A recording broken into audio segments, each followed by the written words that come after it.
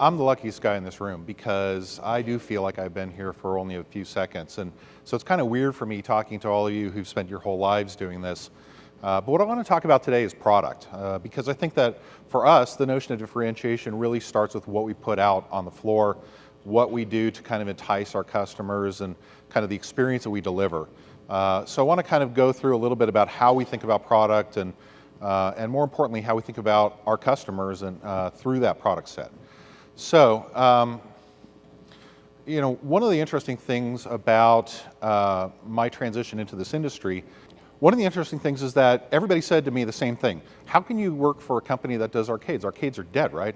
Arcades are something that kind of existed in our childhood and aren't around anymore. And I thought about it long and hard. Why are all these people telling me that with all of these companies that are so successful and so vibrant that arcades are dead? And what I realize is that they're thinking about arcades as they existed in 1982. I mean, really, if you think about it, we need a better name for what we do. Family Entertainment Center, Game Center, arcade, that sort of thing. We need to have something, I think, that kind of talks about who we are, because when people think about who we are and what we do, when they attach that arcade label to us, they're thinking about something like this: the cramped quarters, the smoke-filled room, the truants that are kind of skipping school, doing that sort of stuff. And in fact, it's one of the reasons why until very, very recently, we referred to our gaming areas as a midway. Dave, who you mentioned earlier, was adamant that he wanted to separate from arcades. He wanted to kind of call this something different. Ironically, now as time has gone on, I think some people have negative connotations associated with the term midway and some fond memories about arcades. But this is sort of what people think about when they say that arcades are dead. And one of the things that we've taken up the mantle is to try to re-educate all of the potential customers that are out there about what it is that we do and what it is and how it differentiates from this kind of experience. What's interesting is that in 1982, which was the peak period of the arcade boom, there were 24,000 arcades in the US, 400,000 street locations that had at least one arcade game, and about 1.5 million games in the United States alone. That one year, 1982, 20 billion quarters and 75,000 man-years of time were spent playing games. And so, when you look at that sort of thing, that's actually the part of the demise of that. It was overbuilt, it was overbought, there were a lot of problems, and within a couple of years, it was really gone. And that's 30 years ago now. So, I think that it's time for us to take control of the messaging and to get out to people and explain that, what it is that we're doing. I think this is the best time to be in this industry so far. I cannot tell you, again, how lucky I consider myself to be part of this industry at this time. Right now, industry revenue is actually on the rise. Coming out of the recession a few years ago, we're seeing industry revenues grow over time to the point that it's going to exceed about $2.4 billion over the next year or two. I think a lot of this has to do with social effect. We were talking earlier, we heard from Arya, who's one of the architects that we use, about how things need to be Instagrammable. We think about that when we think about our food, when we think about our beverage, when we think about our games. People are talking about that, the word is getting out, and so having the right product set is really important to doing that. So where's the growth coming? If you look at it right now, according to the number of companies that represent themselves as being part of food and entertainment complexes in the United States, according to the Census Department, there are about 7,000 different companies that operate between 7,000 and 8,000 locations throughout the United States. What I find really interesting about that is that actually the number of companies in our industry is relatively flat, but yet the number of stores continues to increase. What that's saying is that the guy who has one location is opening a second. The guy who's got two is opening 5. The guys who got 20 are becoming 30, 40, 50. And that's what I think we're going to see over the next several years. I think that we're going to see a number of companies that have had success in this industry, small guys, single location, 2 location, continuing to grow, continuing to operate. And I think that that presents a real challenge, because now you're no longer a single operator. Now you're thinking kind of more as a multi-unit operator, and there's some challenges associated with that. Fortunately, if you look at it, I think one of the reasons why we've seen this kind of growth over the last few years is that we've seen an evolution of existing formats of entertainment that people are familiar with. We've seen the evolution of bowling alleys into family entertainment centers, of theme parks, into facilities like Ben's, arcades into something like Dave & Buster's, and the driving range, the traditional driving range, into something like Top Golf. People understand that. It's modernizing it. It's taking it. So when you look at ideas about, kind of how do I expand my entertainment offering, what we look at is what's an existing known, thing that people are already comfortable with, and how do you take that and make it mainstream? In fact, to some extent, what I consider our team at Dave & Buster's, the amusement team's responsibility, our mandate is really trying to figure out what the emerging trends are and mainstream them. We're not looking to be the leading edge. We're not looking to be cutting edge. We're not looking to invent stuff that nobody's heard about. We're looking to bring it forward. We're always starting from the perspective of who the customer is. Who is your customer? What does that person want, or what does that group want? Like, what is it that they're looking for when they come to your facility? That is actually the underlying principle of everything that we buy and everything we put out for our customers. In order to do that, one of the things I like to do is kind of figure out what the reverse of that. What do our customers not want? What is an example of a market where we can go out and look at sort of a very, very different audience, a very different customer, what they like, so that what we put out can actually go in contrast to that. Now, for me, when I joined the company, the first place that I went to look for inspiration was actually Japan. Growing up, my experience of dealing with arcade games actually had a lot more to do with games that came from Japan than those that were introduced in the United States. My favorite games are things like Pac-Man and Donkey Kong and, of course, Street Fighter II. But lately, although a lot of very significant games that we have still come from Japan, the vast majority of games that we buy at Dave & Buster's are manufactured here in the United States. And I think that, looking at the difference between the two markets puts into stark contrast what it is that we're trying to give to our customers. So 2 weeks ago, I was actually in Japan. It was the fourth visit that I've made as part of Dave & Buster's, but it's probably the 20th or 30th that I've been there since I started my career. And one of the things that I found when I first started going over there and looking at the arcade market is that there was a divergence about 15 years ago between the way that the United States went and the way that Japan went when it came to arcades. And the reason, I believe, primarily has to do with redemption. As some of you may know, in Japan, redemption games are illegal except as part of pachinko or slot parlors. So if you go to a Japanese arcade, you're basically going to a facility that has only non-redemption games. And that's a very, very significant difference.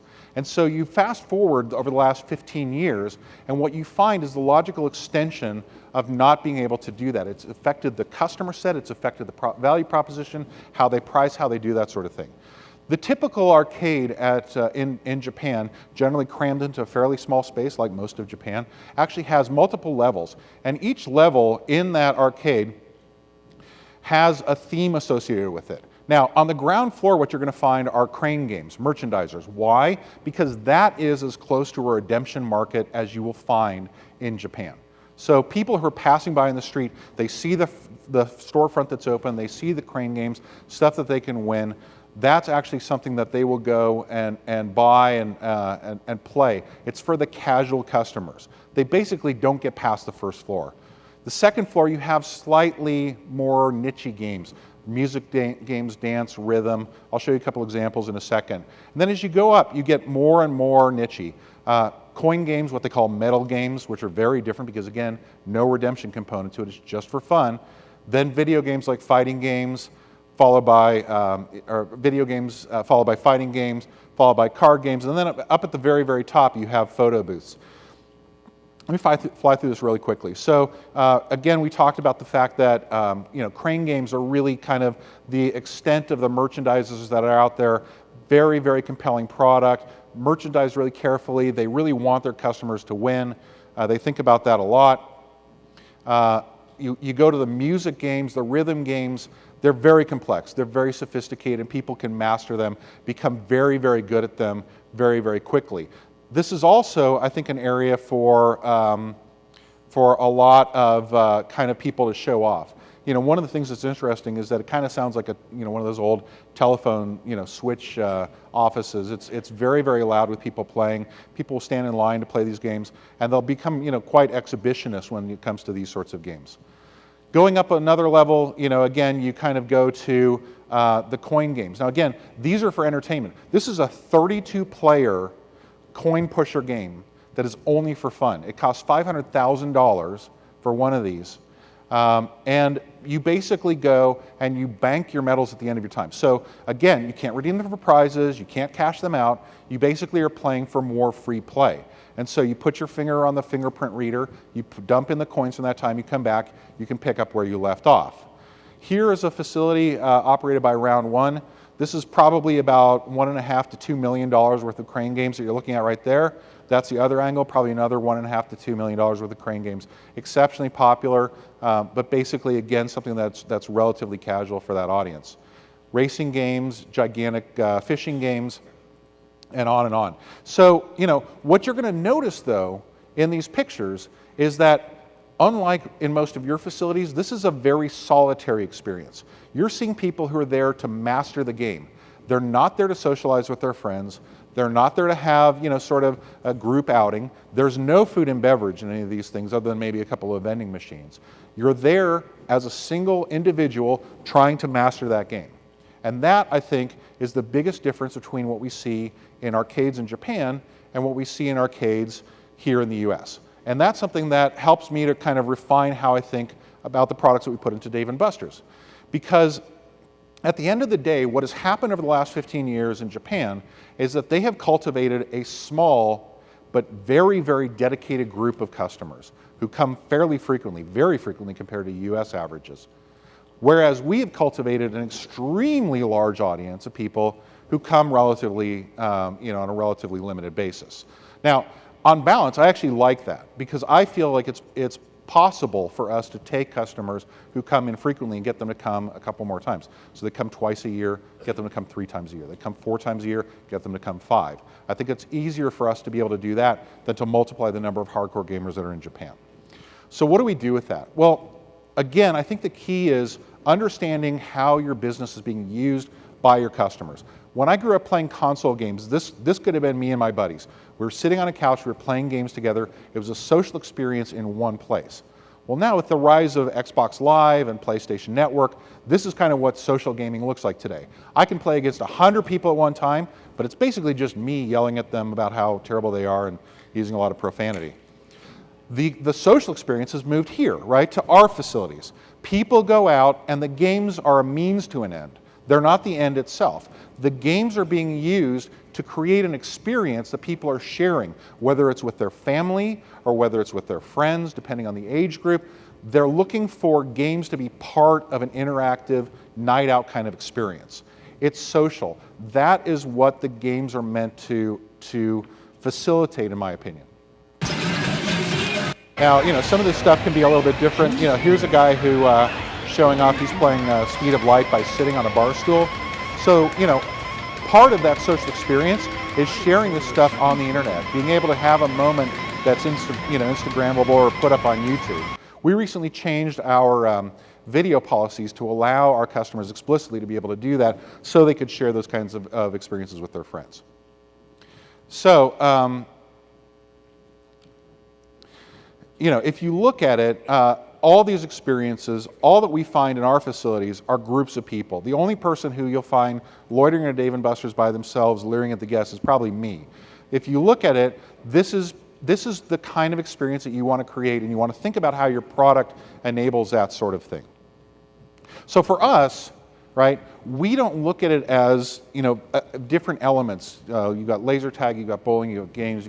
We look at it as a total experience. I think, candidly, that is the kind of the big insight that Dave & Buster had 35 years ago when starting our company, and why I think it's still around, is the fact that it's the total package. It's the fact that you can do different things and they all kind of blend together, because from the customer standpoint, my guess is that they're not coming specifically to do one thing. They're coming to have an experience with their friends. That's also one of the reasons, incidentally, why we've never really found that leaderboards work that well in our facilities, because guests aren't so interested in being the #1 tip and blocks player in the planet or the #1 speed of light player in the planet. They want to know how they match up to their friends. And so, being part of a social group is much more important to them. Another challenge that we found is that in Japan, the games all take coins. Now, you've heard a number of people saying, hey, use swipe cards. We've been using swipe cards for a long time. In fact, last year, we spent a ton of money and a ton of time doing our largest infrastructure project ever to upgrade all of our swipe readers. And the reason why we did that was it enabled a whole range of other features that we're going to be taking advantage of. But the biggest thing is that it forces us to think about the fact that it's not about the income that the individual game makes. I want to say that again. We don't buy games because they're necessarily going to make the most money. The money that we make comes in through our kiosks or our front desk. What we're trying to do is something slightly different and is more akin to the ticket booth at Disneyland. And like Disneyland, we want to have a lot of different products. You know, some people like Fantasyland, some people like New Orleans Square, some people like Tomorrowland. It's important to provide a total experience for people that they're going to be able to come into and enjoy and be able to prompt them to return over and over. Different players want different things as a result. You know, there are these taxonomies in the kind of the online game, the consumer game world, about how people want to play. And there are ways that you can learn from that by basically observing how people play it. What we found, though, is, again, we're trying to motivate people to come back more frequently. It's a very simple revenue calculation from our standpoint. The size of the audience, how frequently they visit, and what they spend each time they go. That, I believe, are really the only three things that you can influence when you're talking about trying to increase revenue. Can you increase your audience? Can you get them to come back more frequently? When they come, can you get them to spend a little bit more? And each of those things have a slightly different challenge associated with them. It's obviously difficult sometimes to increase your audience. It's obviously difficult sometimes to get people to spend more. I think that of the three personally, the easiest opportunity is probably to get them to come back more frequently. So how do we know that we're doing right? How do we decide which games we want to buy at Dave & Buster's? Well, some of our key performance indicators are probably the same things that you guys look at. We do look at the number of plays that a particular game gets, or revenue, which is the price to play the game times the number of plays. We do look at that. We normalize it for store volume and for season because it's difficult to compare apples to apples. We benchmark them against other similar kinds of games. So we're looking at what's going on in redemption games, and then we're looking at the non-redemption games separately. We look at the redemption games net of payout because we want to make sure that it's a game that's profitable. What's interesting is that that number actually prefers the redemption games. Why? Because redemption games are super, super quick to play. They're over in a second. That's part of the reason why they generate so much money. And if you're focused on the revenue of the game, you're going to fill your building with redemption games. Don't. The reason why we have a balanced mix, again, is to bring in the most number of players and to provide them with value. You know, what we look at when we look at non-redemption games is something we call utilization rate. And utilization rate for us is the percentage of time that the game is occupied. So if it can be played 500 times over the course of the week and it's played 250, it's a 50% utilization rate, which is pretty good. So when we think about non-redemption games, we're looking at utilization rate. But utilization rate actually favors the non-redemption games because it's longer playtime. Star Wars Battle Pod, which we bought a couple of years ago, the most money that that game is going to make for us is $20 an hour. At its best, you can maybe get 10 turns per hour. We charge about $2 to play it. So you look at that, you go, wow, that's a failure, $20 an hour, and that's not that great. But the thing is that if somebody, guy, brings in his family to play that game, dad, mom, 3 kids, they each get a power card, they each take a turn on Star Wars Battle Pod, then they go play other games. I mean, it's fantastic. That's just generated, probably $100 for us. So we think about utilization rate as well. 2 other things that we look at, we're looking at replay percentage. We have some analytics software that lets us go in and look at the replay percentage. We also look at something called preference index, which is what percentage of people who play a particular game spend 50% or more of their chips on that game. You may have heard that last year we went out and secured the Star Trek license from CBS, and we worked with our friends at ELOT to come out with a version of the Wizard of Oz game that uses Star Trek. It's proprietary to us, and it's only at Dave & Buster's. But what's interesting about that is that a typical game, we find, will have somewhere around 15% of the players who will spend 50% or more of their money on that particular game. Star Trek has over 60%. 60% of people who play Star Trek spend at least half of their money playing that particular game. And the reason why, I think, is that the mechanic, the collecting mechanic, and the fact that it appeals to a slightly different audience who like that sort of coin game, the simplicity of it, very, very compelling. So, so that's one of the things that we look at as well. So let me conclude real quickly by talking about what we think makes a great game. So there's a few things that we look for that help us to decide what games we even want to test. And I encourage you to think about this because I think it's going to be very helpful. First of all, does it fill a specific need? Does it have something that gives you what you really, really want? Does it have both looks and also gameplay? For us, the games that we bought last year needed to be something that stood out in the midway, that kind of attracted attention, that were compelling. Is it simple and familiar to play? Is it something that people can understand? Our players are, by definition, as I said, very casual, particularly compared to the Japanese players. They want complex games. They want sophisticated games. Our players want to kill an hour and a half in the midway with their friends. So is it simple to play? Is it familiar? Is it comfortable?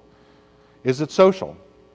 And then finally, is it popular? And again, those key metrics that I provided before, that's basically our way of answering that. So, these are, again, hopefully ideas that you can take and apply to your own business. My hope is that as an industry, we continue to grow and expand. Obviously, I don't think there's a business owner here that, kind of doesn't cringe a little bit when they think about competition, and we're no different in that regard. But we realize that these games are expensive to develop. They're expensive to manufacture. And the reason why I think that we're living through a new golden age of arcades in this country is because all of us together have been able to create a market that has enabled the manufacturers to go and invest in these games in the way they haven't before. So I thank you for your time, and I look forward to meeting each of you during the rest of the course.